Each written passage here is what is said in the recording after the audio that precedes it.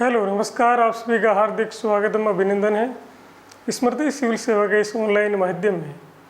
और विगत वर्ष के पेपर विश्लेषण के इस सीरीज में आज हम लोग बात करेंगे आधुनिक विश्व इतिहास के 2018 मुख्य परीक्षा में जो प्रश्न पूछे गए हैं उनकी।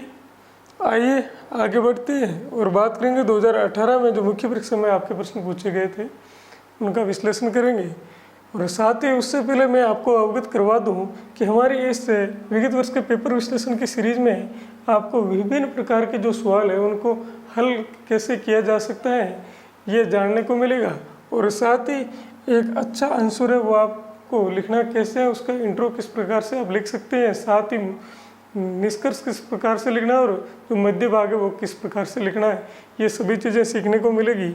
और आरपीसी का जो बेसिक है मार्किंग कैसे होती है उस पर भी हम बात करेंगे। जो विगत आपके अभ्यर्थियों की कॉपी है उनको भी हमने शामिल किया चेक्ड कॉपी को आरपीसी के द्वारा। और जिन टॉपिक से आरपीसी ने हमारा प्रश्न पूछने का काम किया है उसी टॉपिक से यूपीएससी और अदर स्टेट पीसीएस में किस प्रकार के प्रश्न पूछे गए हैं, क्या आरपीसी ने कोई स्टेट पीसीएस या यूपीएससी का प्रश्न हमें रिपीट तो नहीं किया है, या फिर अदर स्टेट पीसीएस ने आरपीसी के प्रश्न को रिपीट तो नहीं किया है, ये भी हम देखेंगे। और इससे क्या होगा कि हम ओवरऑल उस जो टॉपिक है उसे किस प्रकार से पढ़ना है ये हमें जानने को मिलेगा। तो आगे बढ़ते हैं और बात करेंगे 2018 में हमारे आरपीसी ने आधुनिक विश्व का इतिहास है यहाँ से 2 प्रश्न पूछने का काम किया है जो 12 अंक के कुल 12 अंक के प्रश्न पूछे गए हैं, जिसमें आपका पहला प्रश्न है वो एनलाइटनमेंट एज से पूछा गया है और ये आपके वर्तमान पाठ्यक्रम का हिस्सा नहीं है, तो इस पर हम ज़्यादा विस्तृत बात नहीं करेंगे। ये 2 अंक का प्रश्न पूछा गया और दूसरा है विश्व युद्धों का प्रभाव, यहाँ से प्रश्न पूछने का काम हुआ है जो आपके 10 अंक का प्रश्न है यहाँ से पूछा गया है। तो आगे बढ़ते हैं और बात करेंगे। तो पहला प्रश्न आपको पूछा गया था कि 18वीं सेंचुरी के यूरोपियन प्रबोधन को परिभाषित कीजिए। Define the European enlightenment of the 18th century, यानी यूरोपियन जो प्रबोधन है इसका क्या तात्पर्य है। तो यूरोपियन प्रबोधन का तात्पर्य है उस युग का अंत होना जो अज्ञानता के अंधकार, असहिष्णुता, अंधविश्वास एवं अतीत के प्रति दास्ता बोध की भावना पर आधारित था। जो वो इस प्रबोधन काल के फलस्वरूप उसमें मानवतावाद और तर्क को बढ़ावा मिला और उदार बौद्धिक चिंतन हमें देखने को मिलता है। तो प्रबोधन काल में जो चिंतन है वो मुख्यतः 3 मौलिक अवधारणाओं पर आधारित हो गया था। पहली जो मौलिक अवधारणा है वो हमें देखने को मिलती है कि विश्व है वो प्राकृतिक नियमों से संचालित होता है, न कि दैवीय नियमों पर, ये निकल कर आती है। और दूसरी जो मौलिक अवधारणा है वो निकल कर आती है कि मनुष्य को ऐसी शिक्षा देनी चाहिए कि उसमें विकास के असीम संभावनाएं मौजूद हैं। और तीसरी मौलिक अवधारणा है कि वैज्ञानिक विधि के द्वारा किसी भी सवाल का हल ढूंढा जा सकता है। तो इस प्रकार हम देखते हैं कि एनलाइटनमेंट एज में जो एक लंबे अरसे का अंधकार था उसके पश्चात वापस प्रकाश का आगमन होता है विचारों में। हमें इस प्रश्न का उत्तर इस प्रकार से लिखना था कि 18वीं शताब्दी में यूरोप में वैज्ञानिक आविष्कारों और अनुसंधानों के कारण न केवल विज्ञान बल्कि धर्म, राजनीति, अर्थव्यवस्था आदि अनेक मानवीय क्षेत्रों में वैज्ञानिक दृष्टिकोण विकसित हुआ, जिसमें सभी के द्वारा साझा विवेक की क्षमता को प्रोत्साहित किया गया, जिसे प्रबोधन कहा गया। और इस प्रबोधन काल का प्रमुख नारा था कि तर्क, सहिष्णुता और मानवता। यदि आप ये आंसर इस प्रकार से लिख कर आए हैं तो यहाँ आपको 1 से 1.5 अंक मिल सकते हैं और 2 अंक भी यहाँ से मिल सकते हैं। ये एग्जामिनर आपके डिफेंड करेगा, लेकिन ये अपने आप में एक अच्छा उत्तर हो सकता है। और यहाँ पर आप ये भी कर सकते हो कि जो प्रमुख उस समय के विचारक हैं उनका नाम भी आप लिख सकते हो, जैसे वोल्टेयर है, मोंटेस्क्यू है, रूसो है, कांट है, लोक है, इनका भी आप नाम लिख सकते हो तो भी सही है। आगे 2018 के आरपीसी अभ्यर्थी की एक कॉपी हमने साझा की है और इन्होंने उत्तर लिखने का अच्छा जो प्रयास किया है कि पुनर्जागरण व वैज्ञानिक विकास के फलस्वरूप नवीन तार्किक मानवतावादी व उदार बौद्धिक चिंतन का उदय हुआ, जिसे प्रबोधन कहा गया। रूसो लोक में केवल कांट आदि का योगदान रहा है। तो यहाँ इनको आरपीसी जो एग्जामिनर द्वारा 1 से 1/2 यानी 1.5 अंक मिलने का काम हुआ है। अगले सवाल की बात करें तो इसमें आपसे पूछा गया था कि अंतर्राष्ट्रीय राजनीति पर द्वितीय विश्व युद्ध के प्रभाव की विवेचना कीजिए। तो ये प्रश्न पढ़ने पर हमें इस प्रश्न में एक शब्दावली निकल कर आती है जो है विवेचना कीजिए। तो सबसे पहले हमें यह जानना आवश्यक है कि प्रश्न की जो शब्दावली है उसका बेसिक अर्थ हमें आना चाहिए, क्योंकि जब तक प्रश्न की शब्दावली हम समझ नहीं सकते तब तक आंसर आते हुए भी उसका हल हम अच्छे से नहीं लिख सकते। तो आइए जानते हैं विवेचना कीजिए का क्या अर्थ है।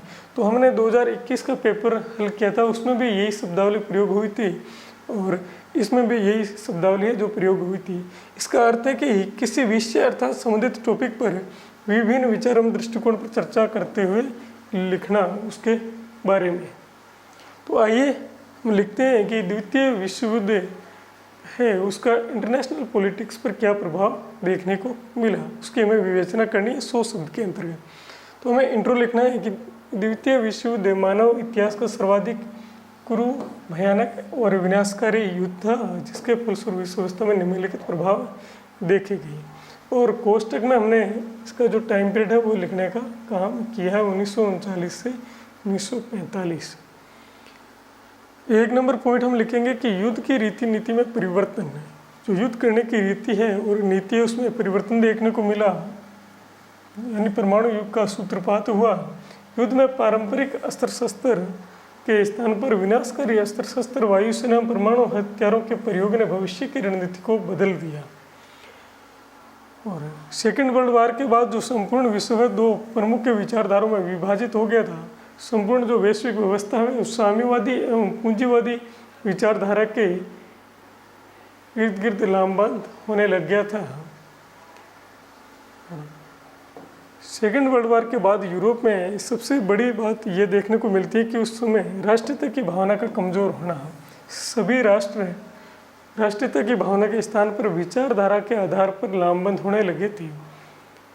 साम्यवादी जो राष्ट्र थे वो साम्यवादी विचारधारा के तहत लामबंद होने लग गए थे, जिसका नेतृत्व सोवियत रूस द्वारा किया जा रहा था। जबकि लोकतांत्रिक या पूंजीवादी जो विचारधारा है इसके अंतर्गत यूएसए के नेतृत्व में जो देश है वो लामबंद होने लग गए थे। हमें 4 नंबर पॉइंट लिखना था कि सर्वसत्तावादी शासन की स्थापना पर बल, यानी सेकेंड वर्ल्ड वार के बाद राष्ट्रीय सरकारों द्वारा राष्ट्र विरोधी चुनौतियों से निपटने के लिए अधिकाधिक शक्तियों का प्रयोग किया गया, जिससे यूरोपीय राष्ट्रों में सर्वसत्तावादी स्वरूप विकसित हुआ। यानी विश्व युद्ध के बाद प्रत्येक देश में विरोध देखने को मिला, क्योंकि तो हर राष्ट्र के प्रत्येक नागरिक युद्ध के न तो पक्ष में था, कुछ पक्ष में थे तो कुछ विपक्ष में भी थे।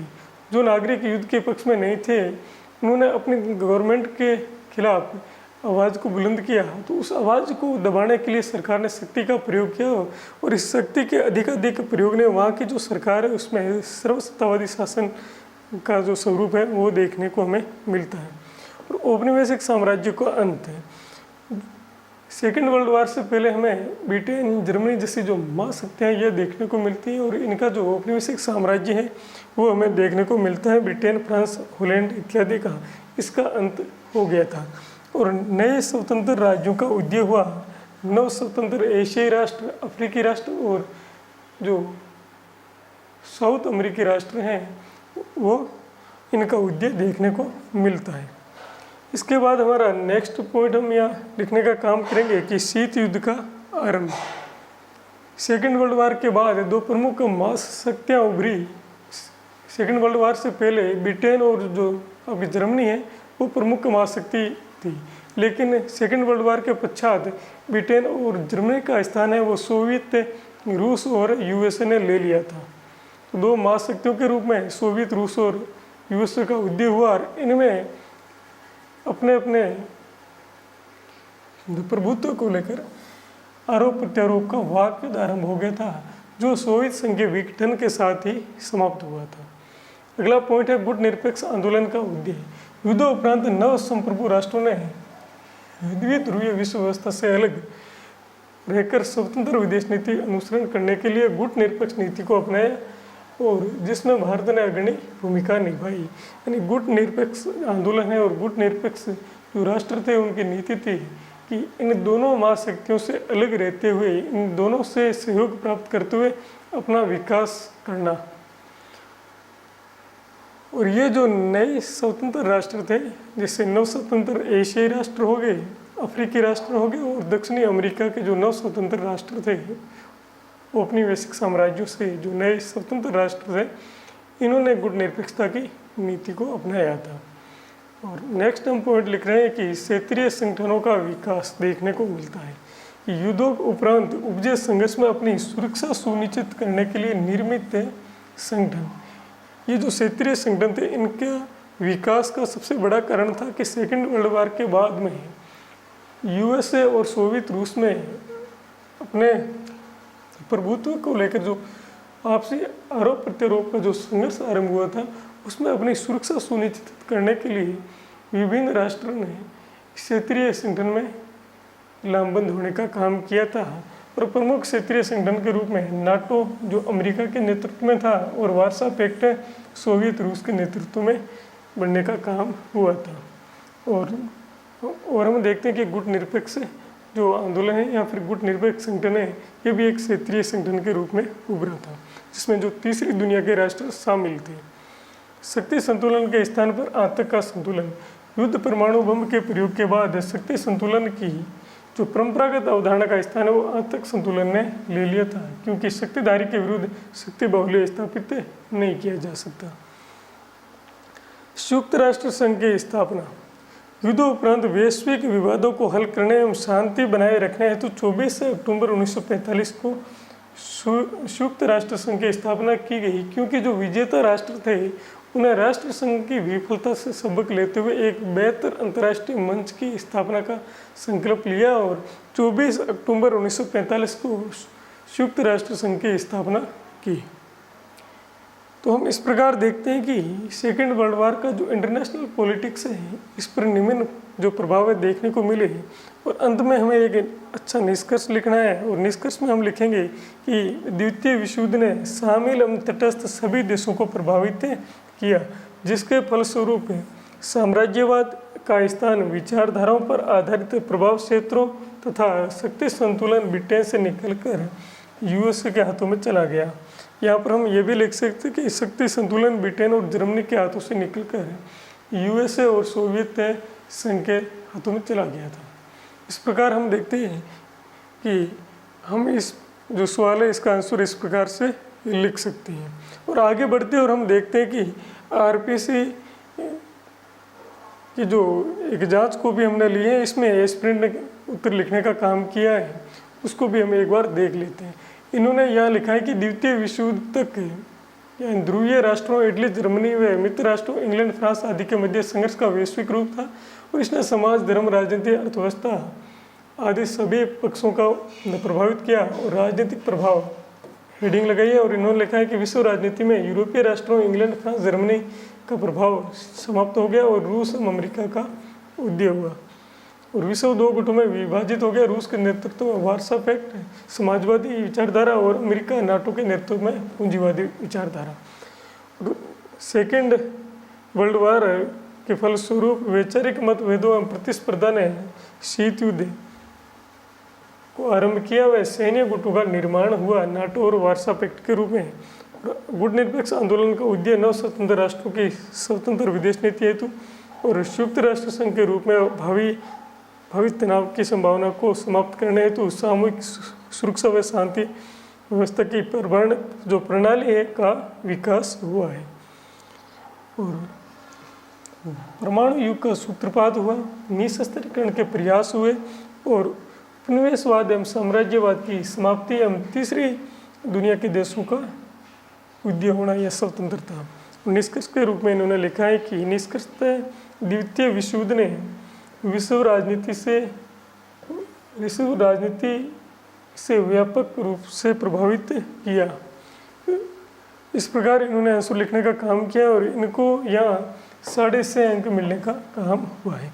यदि मैं बात करूं कि आरपीसी द्वारा कितने अंक मिल सकते हैं हमें, तो साधारण और सिंपल सी बात है कि यदि आपका 10 अंक का प्रश्न है तो बड़े प्रश्नों में यदि आपको 50% अंक देखने को मिल रहे हैं तो अच्छी बात है, और 6.5 अंक यहाँ देखने को मिल रहे हैं तो यह अपने आप में अच्छी बात है। और यह आपको अधिकतम 7 से 8 अंक मिलने की संभावना रहती है। ये एग्जामिनर का जो मूड है उस पर डिपेंड करता है। आगे मैं बात करूं कि यह प्रश्न आपको कहाँ से तैयार करना था, या फिर इस जो प्रश्न पूछा है इसका जो प्रमाणिक आधार सोर्स क्या है। तो यह प्रश्न आपके आरबीसी ओल्ड आरबीसी की जो पुस्तक है कक्षा 11th की, उसके पेज नंबर 151 से 152 से ये प्रश्न पूछा गया है। ओल्ड आरबीसी की विश्व इतिहास की पुस्तक है और इसमें ये आपका सवाल है, इसका पूरा आपको पॉइंट और निष्कर्ष के साथ आपको देखने को मिलेगा। तो मैं तो आपको यही कहना चाहूँगा कि यदि आप आधुनिक विश्व इतिहास को पढ़ना चाहते हो या फिर आधुनिक विश्व इतिहास को जीना चाहते हो तो आपको सबसे पहले आरबीसी की जो ये पुस्तक है इसे पढ़ना चाहिए। इसके बाद ही किसी और पुस्तक की ओर आपको जाना चाहिए। इस प्रकार हम आगे बढ़ते हैं और देखते हैं कि आधुनिक विश्व इतिहास में जो ये प्रश्न पूछे गए थे और विश्व युद्ध से जो सवाल पूछा गया था अपना भी हमने बात की, इससे संबंधित अन्य जो यूपीएससी और स्टेट पीसीएस में किस प्रकार के प्रश्न पूछने का काम हुआ है।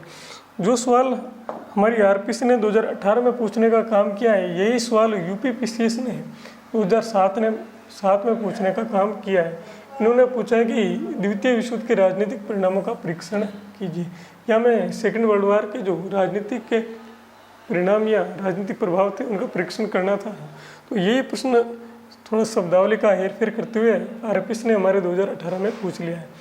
और यूपी पीसीएस ने 2011 में ये एक प्रश्न और पूछा है कि द्वितीय विश्व युद्ध के कारणों एवं परिणामों का परीक्षण कीजिए। तो इसमें भी हम पाते हैं कि यही प्रश्न है, इसका एक जो बिंदु है वो यही रिपीट करने का काम हुआ है। तो इस प्रकार हम देखते हैं कि यदि विगत वर्ष के पेपर का विश्लेषण किया जाए और उसको ध्यान में रख करके यदि टॉपिक का अध्ययन किया जाए तो इससे काफ़ी हद तक हमारी जो सोच है, लिखने की जो क्षमता है और उस अध्याय को हमें किस प्रकार से पढ़ना है वो वे हमें मिल जाता है।